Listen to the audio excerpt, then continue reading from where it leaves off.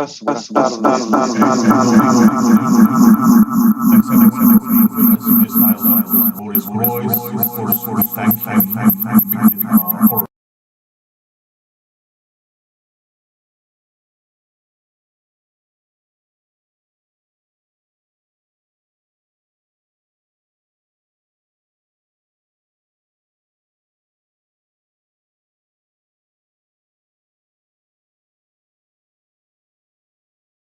to have this with his perspective that we admire since Stalin, his works, and some of the other books, some of which actually we used to teach, and some of them we simply steal from for our own benefit. Of course, I thank the digital communication and events at UNTREF that makes these events possible. This is not easy to achieve. Of course, I also thank other people, Diego Ventimiglia. He is with me, a part of the responsible team of this project financed by our Ministry of Science and Technical Aspects that makes this possible. Hasbin Lopez is going to be connected intermittently from the MoMA, where she is expected to teach a class. We thank her for her participation. She actually gave us the beautiful image that we use for this meeting. I don't want to make this longer than I have to. You can follow this in Spanish or in English with translation, and you can leave some questions in the YouTube chat that we will convey to Boris. Thank very much, Boris, and I yield the floor to Diego Ventimiglia. Hello, good afternoon, good morning, good noon for us. I'm going to be introducing, in addition to what Daniel was saying, I'm going to very briefly introduce Boris Groys. I'm sure you know him. We read him passionately. We have been doing so for a long time in our research groups and in our work groups. I remind you that Boris was born in Berlin in 1947. He studied philosophy and math in what was the Soviet Union. Then he moved to Western Europe. He worked in Germany, and he worked in Vienna, and today he's in New York, where he's teaching at the New York University. We have lots of articles, lots of books, lots of materials from him that you can read in Spanish.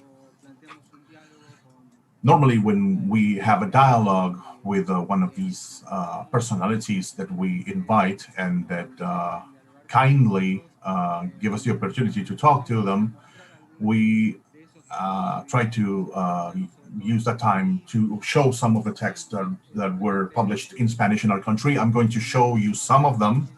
This is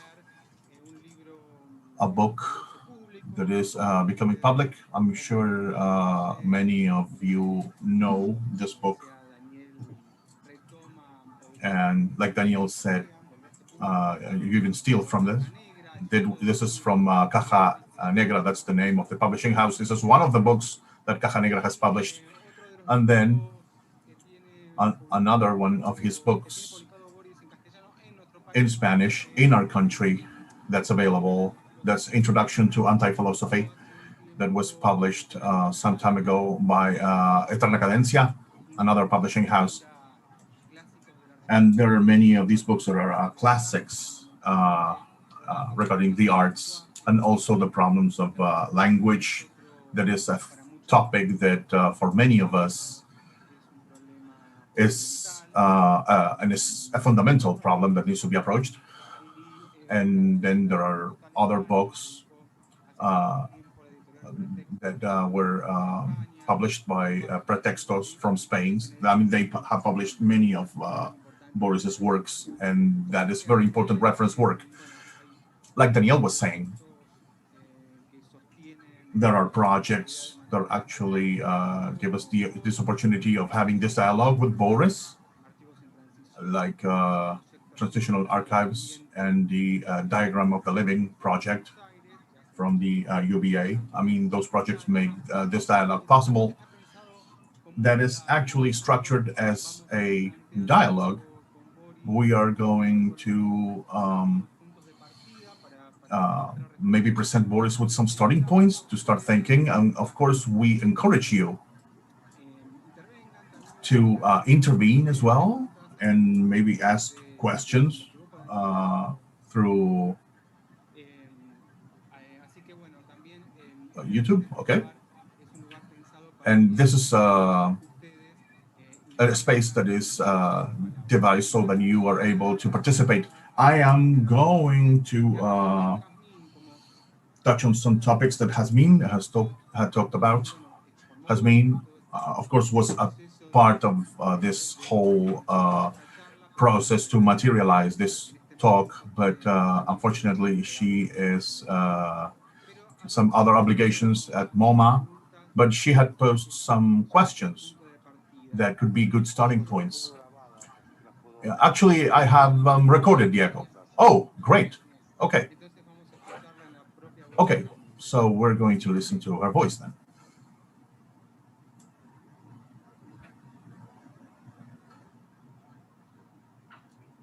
Hello, everyone. Well, thank you, everyone, for inviting me and sharing this conversation. I won't be able to be there because I am teaching at the same time, but I wanted to thanks for this conversation. I think it is going to be great, and I am sending two questions for Boris. So one is the title of our talk is Archive and Utopia. So I wanted to ask you about how archives can engender the new and what is the relationship of utopia with the new, especially if we think that the end of history has been sentences since at least 150 years ago.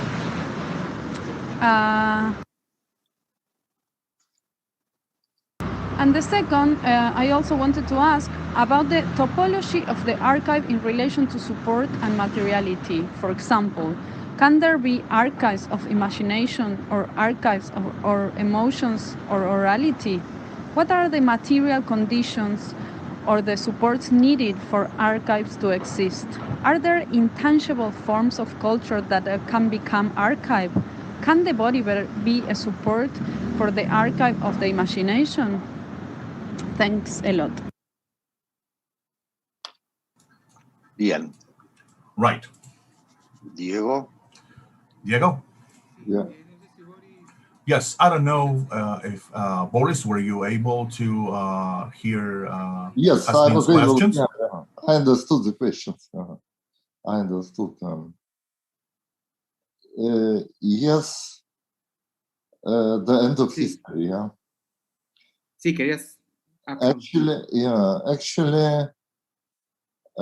utopia is a form of the end of history, is a mode of existence after the end of history.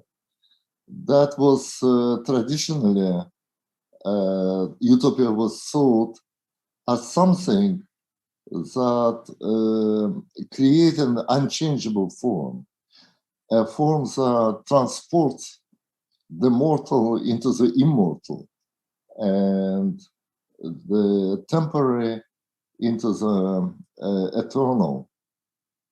If you look at the beginning of the utopian thinking in the West, I mean, Republic or State by Plato, Politeia, then he speaks about historical process, circular process of changing the political structures of the state.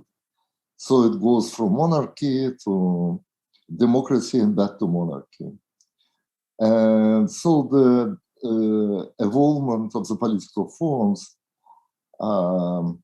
is circulating, and the ideal state, philosophical state, is an attempt to go out of this circle. Now, if you go out of the circle, it means that you create a state that doesn't change. Because if you create a state that does change, that means that you go back into the circle. In a certain sense, the concept of the end of history, as it was formulated by Hegel, presupposes that our contemporaneity will also last forever. So already Hegel thought that the period of change, of the historical change, political change, social change, economic change, is over. There is no change anymore, possibility of change, because the change is effect of the struggle for liberation. And the French Revolution has shown that our actual fear is the fear of death. It's not fear of this or that as particular authority, but the fear of death as such. And so we are living under the condition of this abstract, universal, and ontological fear of death, and this condition is eternal, if you want. So, if you speak about archive is always a historical archive, because the archive is a sum of descriptions of certain historical actions. And of course, in utopia, yeah, whatever kind of utopia you think, is it utopia that will come in the future? Or is it utopian conditions that is already existing? Something like eternal contemporaneity. Yeah, some people say that it is easier to imagine the end of the world than the end of capitalism. Yeah, so we tend to believe that the present condition is universal in a certain way eternal. Then the archive loses its power and loses its relevance. And we see indeed that people are less and less interested in the past, less and less interested in the future, and more interest in the present. Also, our art is not academicism, it's not futurism, it's contemporary art. Now, if you speak about art of contemporaneity, art is concentrated on contemporaneity. And it is obviously art that does not need an archive, whether archive is the past or the archive is the future. Now, speaking about imagination, there is no clear difference between history and imagination. Yeah, every history is imagined history. Every history is a story. So every history is a novel. And every novel is a certain form of history. So if you go into our archives, then the difference between, let's say, archive of imagination, understood as archive of literature, and archive as real historical event, the border between them becomes very blurred.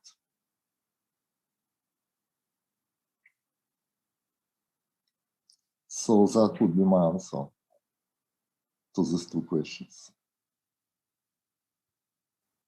Sí, un poco, bueno, retomando lo que... Yeah, going back to what you were saying in this answer, and in some questions regarding the archive and the possibilities of recording of the archive, there is an issue that is important in your reflection that I think has some important aspects that we should reflect on regarding the archive related to life, in relation to life as a problematic, I think that affects hugely this reflection that you have been posing for many years regarding this biopolitical aspect, this roadmap that you have for these biopolitical questions, and also a dialogue with some traditions that I think in the West and now I am specifically talking about Latin America and Argentina, maybe we are not as versed on regarding these reflections with the Russian communism and life as a political matter that at the end of 19th century, early 20th century started going very strong. So I would like you to reflect on this topic of life, the archive, the museum, and the political implications that these concepts hold today.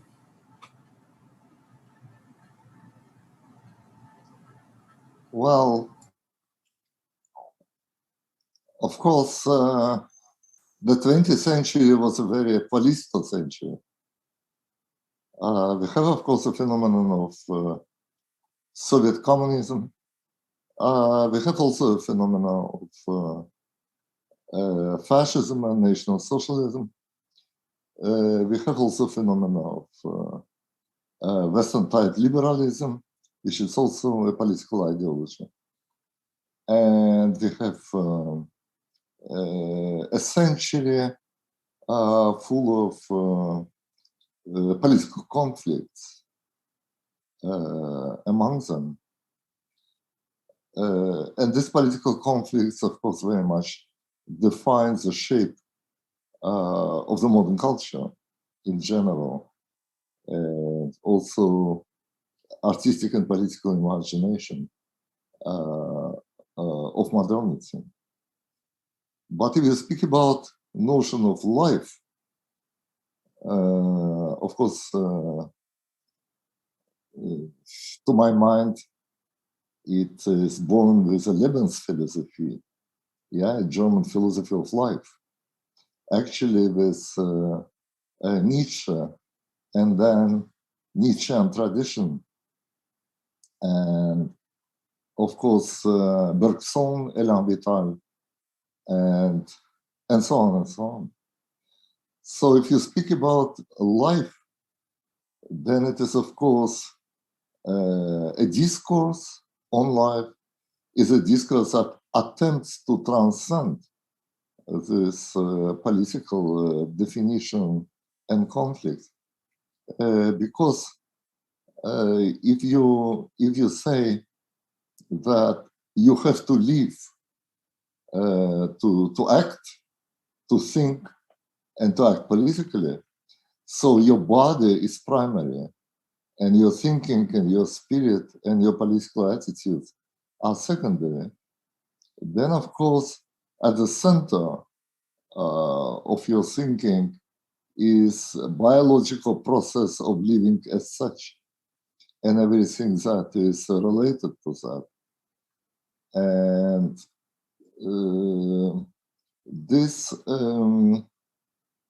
notion of life was announcement of a new apolitical, on anti-political mode of living and mode of thinking, where it is not so much important what you are doing, because everything that you are doing somehow disappears.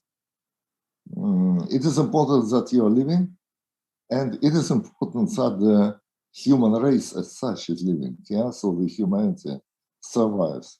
That is what so much importance is now ascribed to ecological thinking and so on and so on. So survival of the individual, survival of the mankind is seen at the moment as the highest goals, and life in general is seen as the highest level, highest value. So, but what does it mean that life is the highest value? That means that you should not sacrifice your life for any goals foreign to life. That means for an ideology, for a politics, for a religion, for art if you want. So for whatever. Life is the highest value means that the goal of human existence is actually survival, individual survival, survival of the human race, of the mankind in general. And I think that this ideology of life, this ideology of life is what dominating the contemporary consciousness more or less everywhere. I wouldn't differentiate between East and West at the moment. It's a kind of general condition of contemporary thinking and acting too.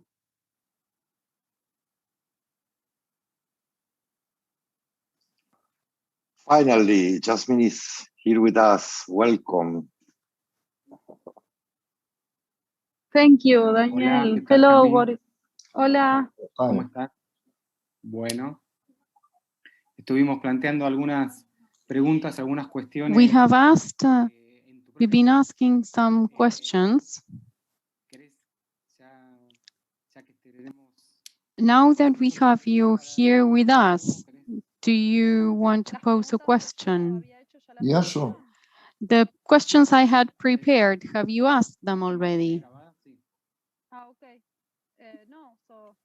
Yes, the recorded my recorded questions were those.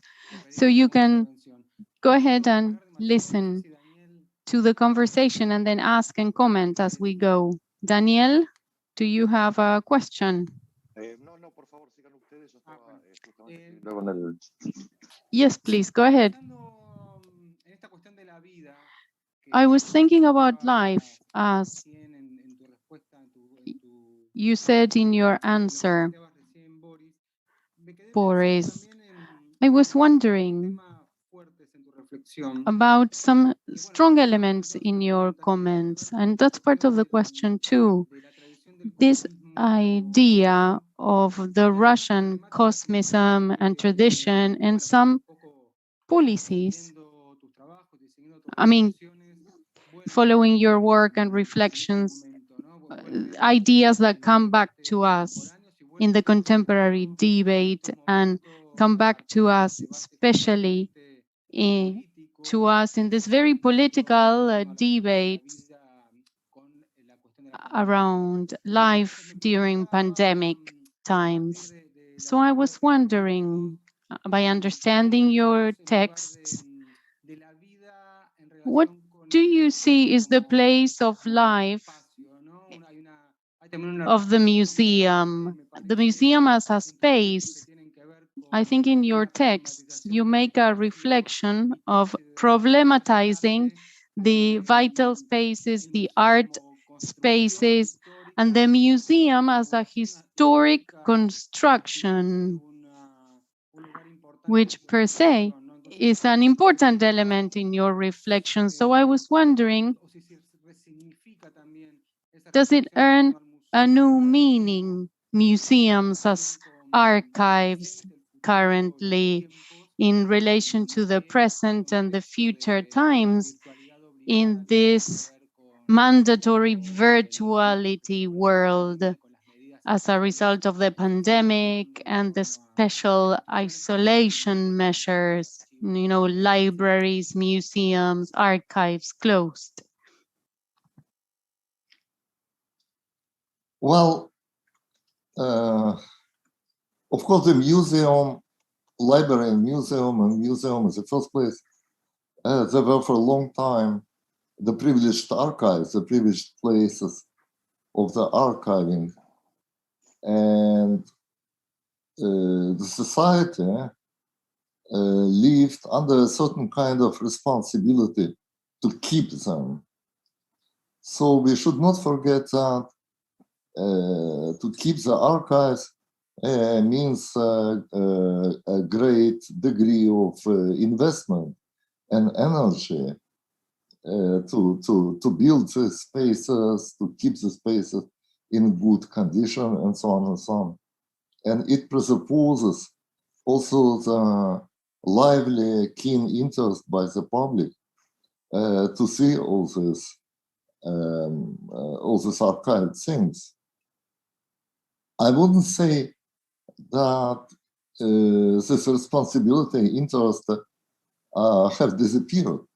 But it seems to me at the same time, as I said, that we are more and more concentrated on the contemporaneity. And so if we look at the museums, and I write about it in my books and my essays, that our museums transform themselves in a very substantial way, because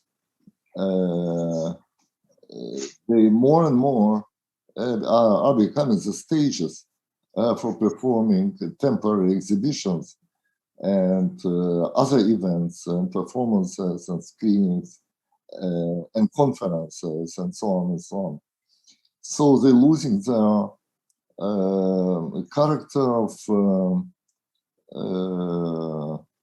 let's say, material immortality, yeah, the promise of material immortality, as they become more and more the places for the contemporary events that we follow on the internet. So at the same time, and we speak about that, the internet emerged, and we still don't know what it is, yeah, in terms of archiving and in terms of its ability to preserve the cultural values. We simply still don't know it, because, you know, you heard probably just recently there were sold on the internet work, the digital work that used bitcoins or technology analogous to the bitcoins, that has some kind of museum quality, in a sense that these works do not change in time. Yeah. So if something like emergence of museum-like space in the internet, on the internet is possible.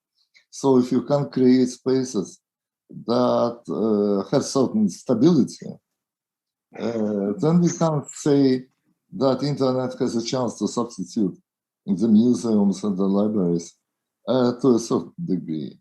And also, even if you don't have this particular desire to keep certain things stable, still the internet has a relative stability. So things are not getting totally lost on the internet. In this sense, the relationship of the internet to the traditional archive system is still an open question. What, of course, I also agree to is the fact that the internet is something you are using when you are sitting in front of your computer. And what does it mean? It means that internet is basically a very narcissistic medium, because the internet only reacts to your questions. If you ask something, if you click a certain website or a certain account, certain address, then you get a reaction. If you put a certain name on the Google, you get an explanation of that. That means that internet is actually only a machine of reaction, and in this sense of mirroring your own system of interests and desires. Yeah, so what's interesting about internet, that internet is not able to bring to you anything new, because anything new is unexpected, something you didn't ask for, something that happened to you and occurred to you against your will. Insofar as you're working with the internet, everything is kind of follows your will. You know, Benjamin says that there are differences between language of God and language of man. And language of God is a language that lets things that are named appear. So you actually act as a God in relationship to the internet. You name something, you name a file, for example, or some information, and this appears. So you have this kind of self-divinization and permanent narcissistic experience that, of course, is different from experience of the visit of the museum. Because if you go to the museum, even library, but if you go to the museum, you always see things that you have not expected to see. You are confronted with objects that you maybe didn't want to be confronted with. You confronted also with other visitors. You confronted with a certain kind of crowd. That all are experiences that are involuntary and accidental, and they just happen to you.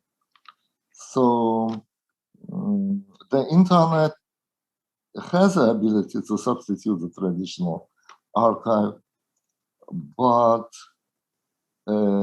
it, so to say, it develops what American says bubble. Living in the internet, you're living in a bubble. You're living in a bubble of your own subjectivity.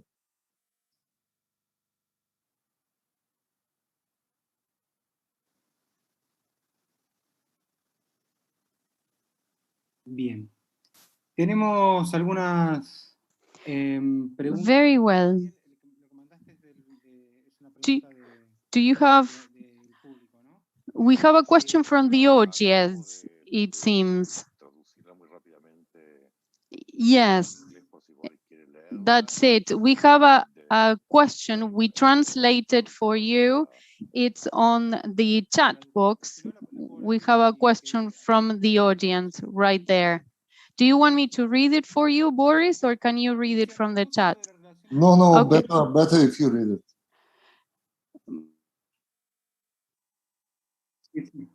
A propósito de la relación entre cuerpo y memoria. About the relationship between body and memory. In YouTube, people wonder if the fact that the body keeps memory can be understood as a form of archive. That idea of the body, of the place to store memory. And also, this person is asking, Boris, what happens when the state, which is the custodian of the archives, and to use them to govern better, is responsible for crimes against humanity, an important point amongst us, who does not want those memories to be remembered, and therefore the state doesn't want those memories to be archived?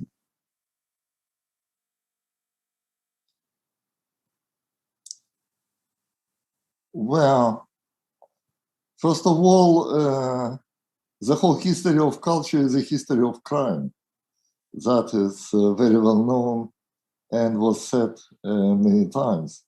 If you look at the artistic collection, also artistic production, beginning with Renaissance, you look at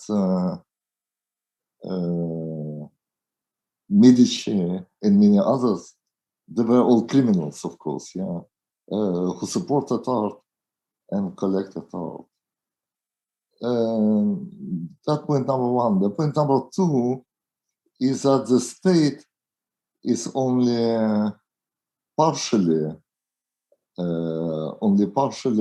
responsible for the archives and museums. A lot of things just happen. Artworks go lost, become dissolved or destroyed in wars or accidentally. a lot of things are given to the state as a charity by rich people and reflects personal taste and not the state policy.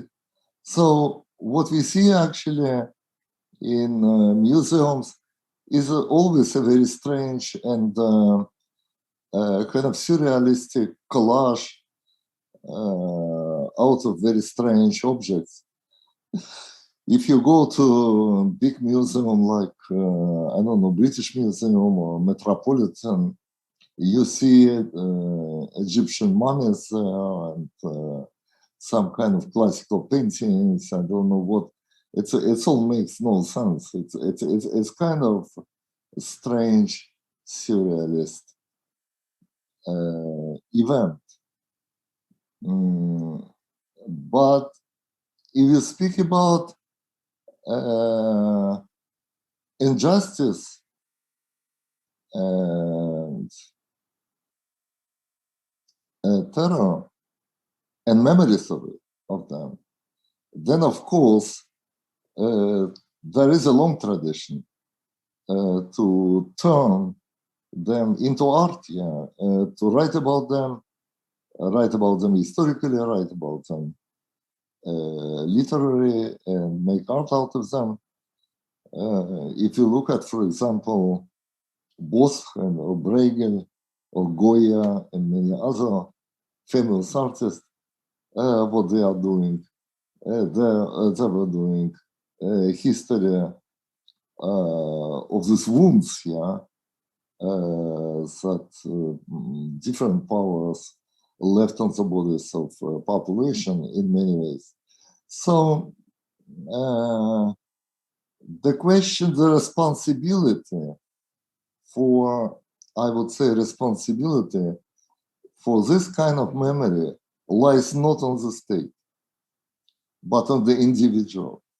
If we speak about Soviet Union, we know a lot of things about Gulag, for example, and dark side of Stalin time because of Solzhenitsyn. Nobody did it officially, but he did it, and we know that because of that. So the responsibility for this kind of memory, it's our responsibility. We cannot require from the other to fulfill a role that is actually our role.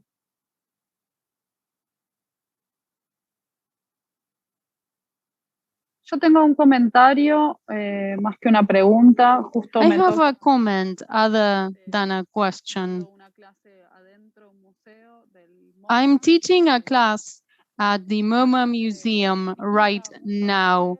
This class criticizes the museum, and after the last remodeling of the museum, lots of archive documents have taken a place compared to the big masters. So people come and see the Monet and Van Gogh, and then these are lost in between art pieces, and people are lost within the museum walking around. They are lost trying to look for the big work of art of our masters.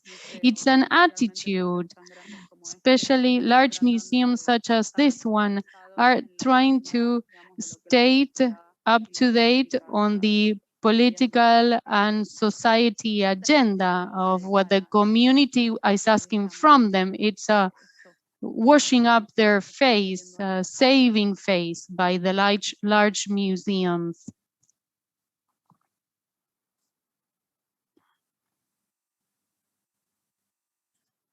Well, I wouldn't say I understood commentary quite well. If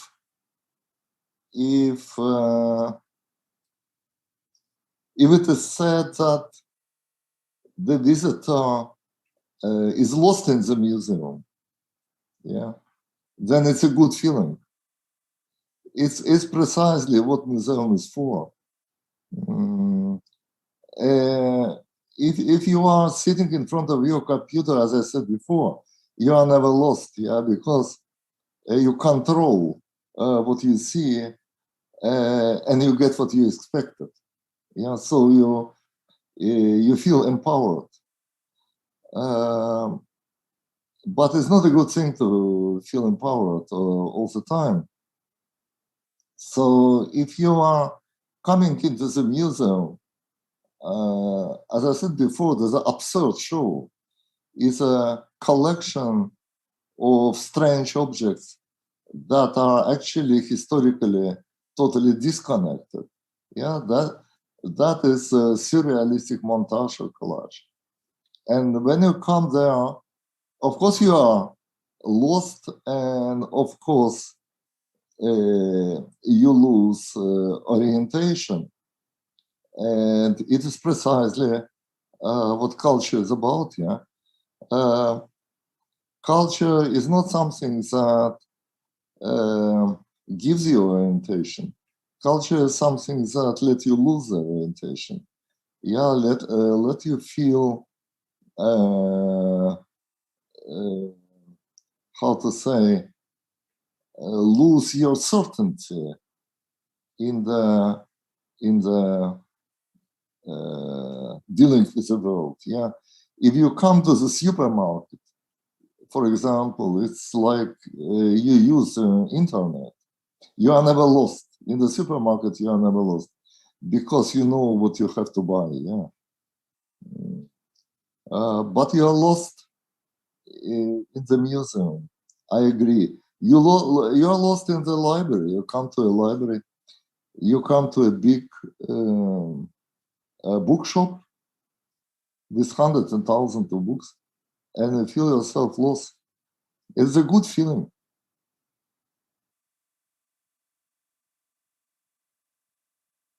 Sí, estoy de acuerdo. Yes, I agree.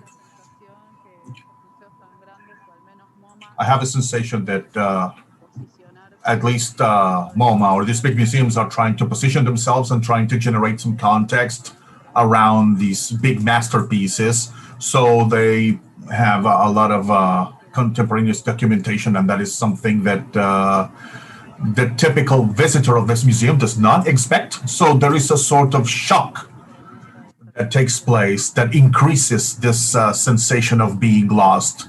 But well, that's just a clarification. It's not an actual question. Thank you very much. Anyway, Hasmin, Boris, I'm going to go back to what has been said because I remember personally an experience in Philadelphia. It was a year that there was a Tandone anniversary.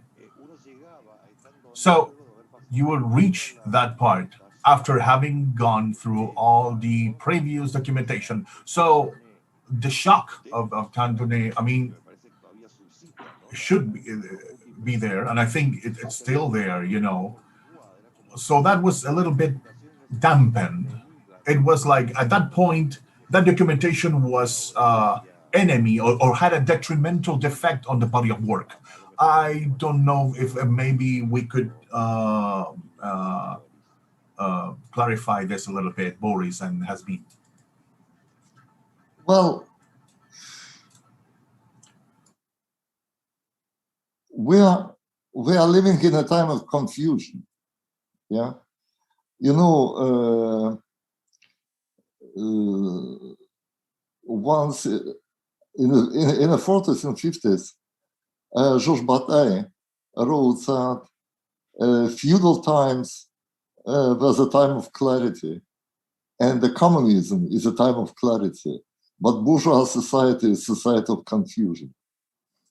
And so contemporary art system is a place of confusion. Why is it so? It is so because after the 60s, after the period of conceptual art, text began to be experienced as an artwork. So if you see a text in the museum, it is an artwork. Yeah, for example, if you see the works of Joseph Cassoud and many other art and language, or Boyce, or Marcel Broadhurst, and so on. So we have a long period of using text as an image and integrating this text into the museum. So conceptual art made a text an object in the museum, an artistic object. So now if you come to the museum and you see a text there or any kind of documentation, you don't know what it is. Is it an artwork? Is it a part of the artwork? Is it a commentary that is not artwork? So does it belong to the environment? Does it belong to the artwork itself? That is a certain kind of confusion. This kind of confusion comes from the certain process of turning every exhibition into installation. Yeah. So we are living in a time in which we are more and more aware of the fact that the individual objects themselves do not say a lot to us. Yeah. To know what they actually are, we have to look at the context, at the environment in which they emerged and originally functioned. It is what Heidegger speaks about in his Origins of Artwork, or Walter Benjamin speaks about aura. Yeah. So we are interested in the specific context of the artwork, and we look at every artwork in relationship to this context. Yeah? So that means even if a curator takes a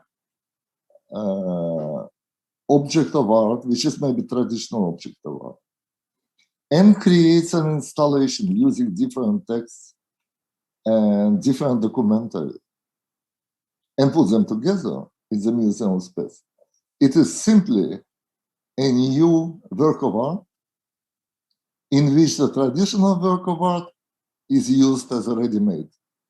No? So the curator creates his or her own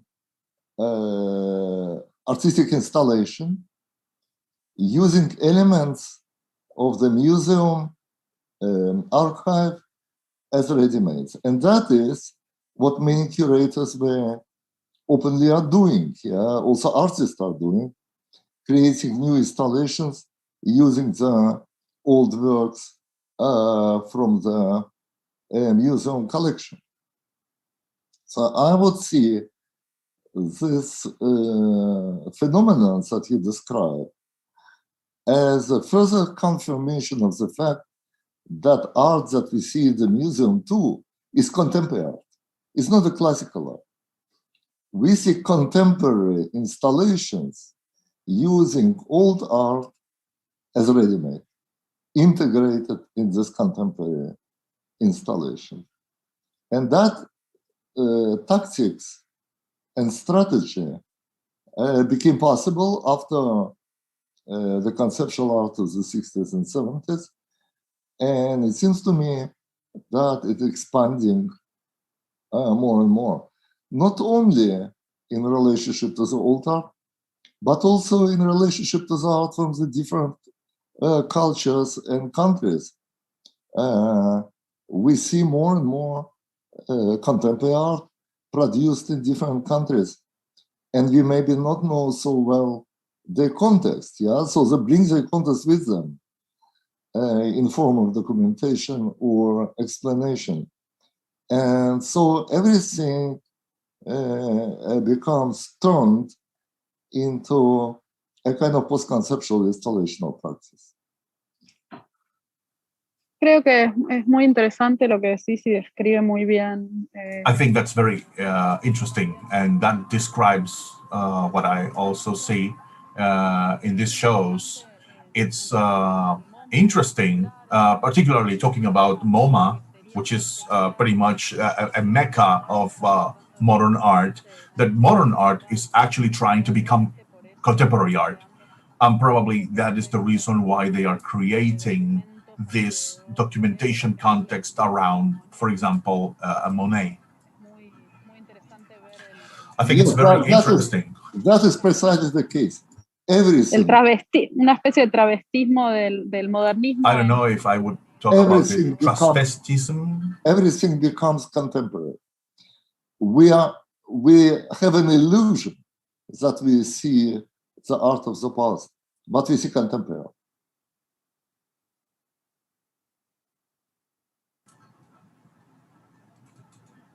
Bien, bueno, ya orientándonos hacia... Okay, so to wrap things up, we have some question that we are getting through the YouTube channel. A person here is asking about crypto art, cryptographic art.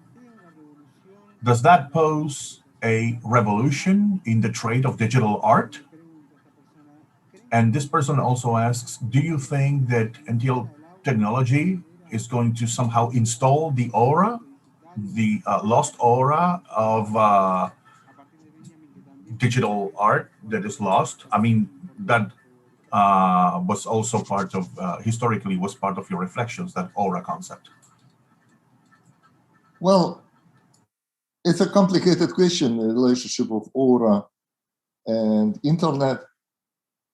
It's enough to say that if we follow Benjamin's original definition of aura, aura is an inscription of an image into here and now.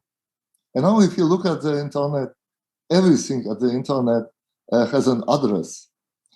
And every intervention, be it putting an image on the internet or using the image, has its time, and this time can be reconstructed. So in a certain way, what the internet does, it's a complete auratization of art. Yeah. In general, people, I think, tend to think about internet as something like, well, the 80s people were speaking about infinite flows of information or infinite flows of time, of science and so on. But internet is finite. All the operations on the internet are traceable. Internet is an area of surveillance.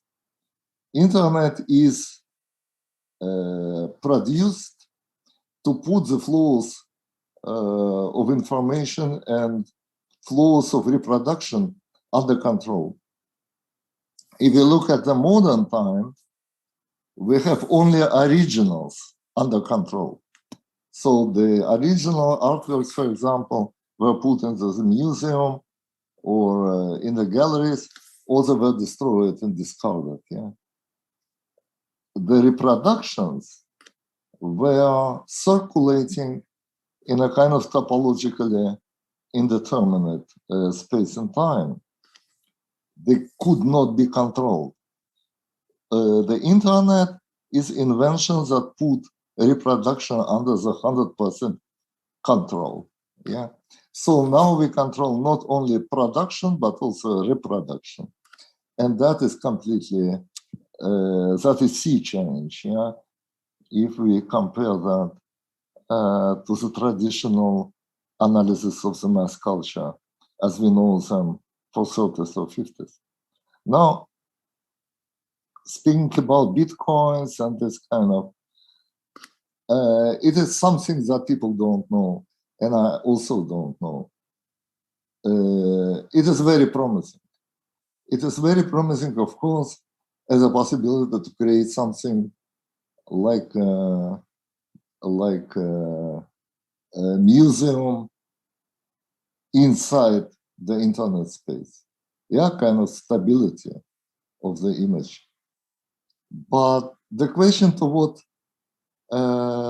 what degree this stability can be secured is open for me. It is an open question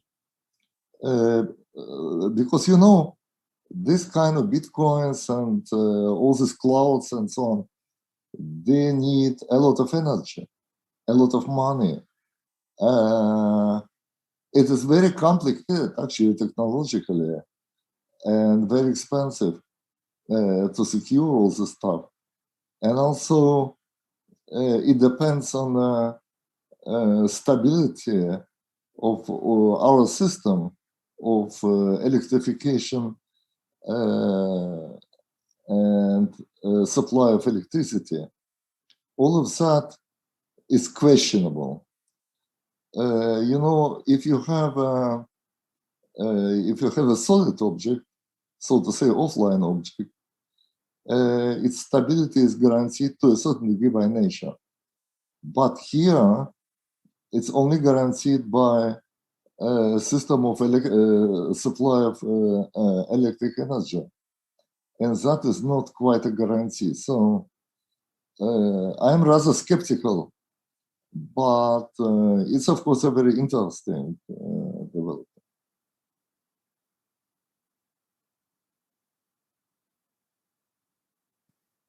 Bueno, Daniel, no sé si... Okay, Daniel, I don't know if you know. I think we are on time. So, Hasmin, thank you. Thank you for interrupting your tasks at MoMA. Boris, of course, we are extremely thankful for your reflections today. I think this is going to give us food for thought on a lot of these issues regarding art and life as well. That articulation, I love what you said about that internet being finite in the end,